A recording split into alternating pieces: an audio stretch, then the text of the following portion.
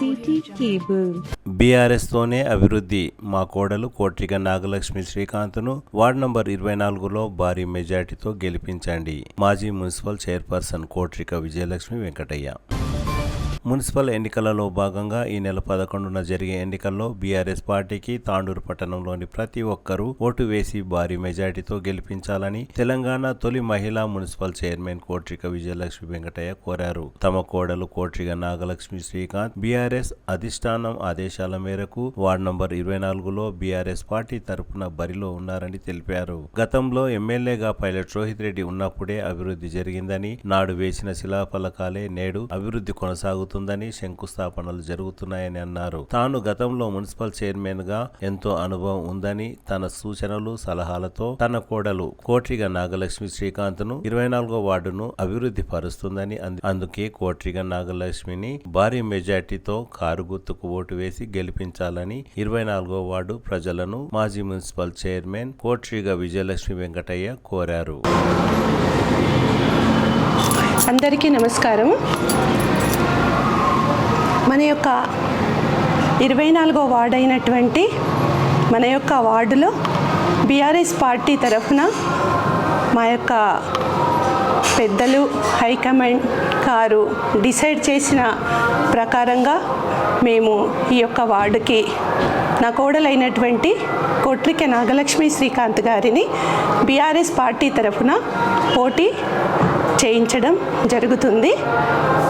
ముఖ్యంగా అవకాశం మాకు ఇవ్వడానికి ముఖ్య కారణం ఏంటంటే, గతంలో నేను మన యొక్క తెలంగాణ వచ్చిన తర్వాత మొట్టమొదటి మహిళా చైర్పర్సన్గా నేను 2.5 సంవత్సరాలు మన యొక్క తాండూరు మున్సిపాలిటీలో పదవిని అలంకరించడం జరిగింది.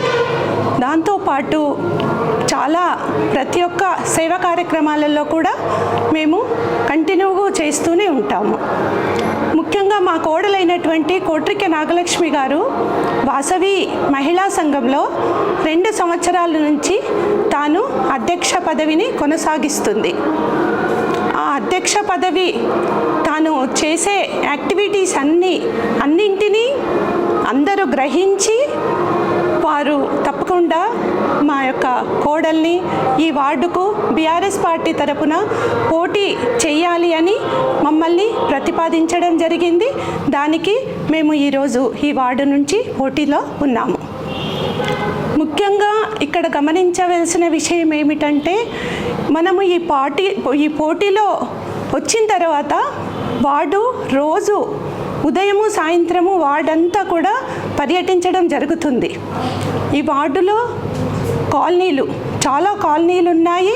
ప్రతి కాలనీలో కూడా సమస్యలతో కూరుకుపోయి ఉంది.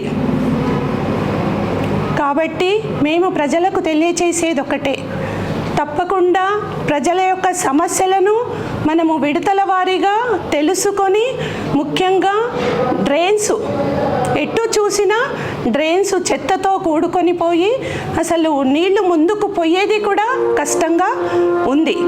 దానితో పాటు కొత్త కాలనీలు, వాటిలో కొత్త వెంచర్ల నుంచి కొత్త బిల్డింగ్స్ కట్టారు. ఆ బిల్డింగ్స్కు రోడ్స్ లేవు, డ్రైన్స్ లేవు, వీధి దీపాలు రాత్రిలో తిరగాలంటే కూడా భయపడేటటువంటి వీధి దీపాలు కూడా లేవు. ఎక్కడ పోయినా ప్రతి కాలనీలో ముందుగా మీరు రావడం కాదు, మా సమస్యలన్నీ పరిష్కరించాలి, ప్రతిసారి రావడము చూడడము పోవడం జరుగుతుంది, మీరు ఈ సమస్యలన్నీ పరిష్కరిస్తాము అంటేనే మేము ఓటుకు సిద్ధము అని ప్రతి ఒక్కరు కూడా ముందుకొస్తున్నారు. తప్పకుండా వార్డు ప్రజలకు మేము విడతల వారీగా ప్రతి సమస్యను పరిష్కరిస్తామని కూడా మేము వారికి తెలియజేయడం జరిగింది. ముఖ్యంగా ఏంటంటే, ఈ యొక్క కాంగ్రెస్ పాలనలో ప్రజలంతా కూడా ఈ 2.5 సంవత్సరాలలో ప్రజలంతా కూడా విసిగిపోయారు. వాళ్ళు ముందుగా చెప్పిందొకటి, తర్వాత చేసిందొకటి. 6 గ్యారంటీలను ప్రజలకు చూపించి మభ్యపెట్టి కాంగ్రెస్ గద్దెపై కూర్చోవడం జరిగింది. తరువాత ఒక ఉచిత బస్సు తప్పితే ఏ ఒక్క స్కీమ్ కూడా ప్రజలకు అందలేదు. కాబట్టి మేము ఇప్పుడు ఎక్కడ పోయినా కూడా ప్రజలంతా కూడా మేము మోసపోయాము, మాకు కేసీఆర్ పాలన కావాలి కావాలి కావాలి అని ఇలా వార్డులలోకి పోతే మమ్మల్ని ఎంతో ఆరాధిస్తున్నారు.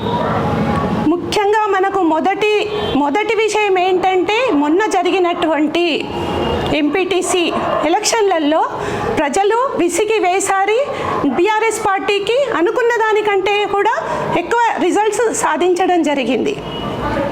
దానితో పాటు ఈరోజు మున్సిపల్ ఎన్నికలలో కూడా మా యొక్క బీఆర్ఎస్ పార్టీ ప్రతి ఒక్క వార్డులో కూడా విజయం సాధించి, ముఖ్యంగా మన యొక్క చైర్మన్ పీఠంపై కూడా బీఆర్ఎస్ పార్టీ కూర్చుంటుంది అనే విధంగా మేము ప్రజల యొక్క వినతిని విని తప్పకుండా కూడా మేము కూర్చుంటామని కూడా మేము డిసైడ్ అయిపోయాము. ముఖ్యంగా కాంగ్రెస్ పార్టీయే కాదు, ఇప్పుడు చూస్తున్నాము బీజేపీ పార్టీతో పాటు మనము ఇప్పుడు మొన్న ఎలక్షన్లు స్టార్ట్ అయిన తర్వాతనే ఈ వారం రోజుల్లోనే 1 వికెట్ పడిపోయింది, 2వ వికెట్ పడిపోయింది. అంటే ఎందుకు? కొన్ని కారణాలు ఉంటాయి కదా దానికి కూడా. కాబట్టి ఆ పార్టీ ఈ పార్టీ ఏ పార్టీని నమ్మే ధ్యాసలో లేరు ప్రజలంతా కూడా కోరుకునేది కేసీఆర్ పాలన. కేసీఆర్ పాలనలో ముఖ్యంగా మల్లెటిపల్లి ఉంది, అక్కడ వాళ్ళకి రైతు బంధు కానీ రైతు బీమా కానీ, వాటితో పాటు మహిళలకు మా పెన్షన్స్ అట్లాంటివన్నిటి కూడా ఏది లేక, కొత్త పెన్షన్స్ అంటే అసలే ఒకరికి కూడా రావట్లేదు. ఎవరు చూసినా అబ్బా ఎందుకేసామే అని అందరి యొక్క బాధ వ్యక్తం చేస్తున్నారు. దానితో పాటు మన యొక్క వార్డులో పార్కుల కోసమని కొత్త కాలనీ అయ్యింది. బాలాజీ నగర్లో ఒక పార్కు కావాలి అన్నారు. ఆ పార్కు కోసం కూడా మేము హామీ ఇచ్చాము. దాంతోపాటు మనకు మల్లెడిపల్లెలో శ్మశాన వాటిక కోరారు, అక్కడక్కడ ట్రాన్స్ఫారాల కోసం కోరారు.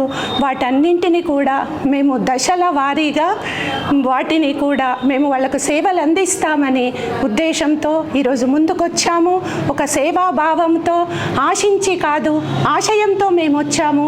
ప్రజలకు సేవలు అందిస్తాము. వాటితో పాటు కూడా మేము ఇంకా ప్రజలలో వైద్యానికి సంబంధించింది, విద్యకు సంబంధించిన విషయాలను కూడా మేము ప్రజలకు సేవలు అందిస్తామని కూడా మేము ప్రజలందరికీ తెలియచేసుకుంటూ, ముఖ్యంగా ఈరోజు మేము ఒక సేవను అందించడానికి మేము ముందుకొచ్చాము. మీరందరూ కూడా మా యొక్క బీఆర్ఎస్ పార్టీకి, కేసీఆర్ పాలనకు, రోహిత్ రెడ్డి గారు చేసినటువంటి ప్రతి ఒక్క డెవలప్మెంట్ను, ఇప్పుడు వాళ్ళు రోడ్లు వేస్తున్నారు, ఏదో చూపిస్తున్నారు, అవన్నీ కూడా గతంలో రోహిత్ రెడ్డి గారు తెచ్చి శిలాఫలకాలు కూడా వేసినవే ఇప్పుడు జరుగుతున్నాయి. ఇప్పుడు వాళ్ళు వచ్చి మేము వేసాము అని అంటున్నారు. ఎలక్షన్ కోడ్ రావడంతో మొత్తం ఆ పనులన్నీ అప్పుడు ఆగిపోయావి. కొన్ని రోజులు ఆపి తర్వాత వీళ్ళు వాటిని ప్రారంభించారు. ఇక్కడ జరిగింది డెవలప్మెంట్ ఏమన్నా ఉంది అంటే అది మా యొక్క రోహిత్ రెడ్డి గారిదే అని కూడా నేను ప్రజలందరికీ తెలియచేసుకుంటూ, మాపై నమ్మకం ఉంచి మీరందరూ కూడా ఈరోజు తాండూరు మొత్తము బీఆర్ఎస్ పార్టీకి మీరు మీ యొక్క అమూల్యమైన ఓటును అందించి అత్యధిక మెజార్టీతో మీరు మమ్మల్ని అందరినీ గెలిపిస్తారని 24 వార్డు ప్రజలకు నేను మరీ తెలియచేసుకుంటున్నాను. మీ యొక్క సమస్యలన్నింటినీ కూడా పెద్దవాళ్ళ దృష్టికి తీసుకెళ్ళి విడతల వారీగా ప్రతి ఒక్క సమస్యను కూడా నేను పరిష్కరిస్తానని తెలియచేసుకుంటూ, ముఖ్యంగా మా కోడలైనటువంటి నాగలక్ష్మి గారికి నేను గతంలో మున్సిపల్ చైర్పర్సన్గా చేసిన అనుభవం ఉంది కాబట్టి తనను నేను ముందుకు తీసుకెళ్తానని కూడా మీ అందరికీ తెలియచేసుకుంటూ, మా యొక్క కోట్రిక నాగలక్ష్మి గారికి కారు గుర్తుకు అందరూ కూడా ఓటేసి అత్యధిక మెజార్టీతో ఆశీర్వదిస్తారని 24 వార్డు ప్రజలందరికీ కూడా నేను తెలియచేసుకుంటూ ముగించుకుంటున్నాను.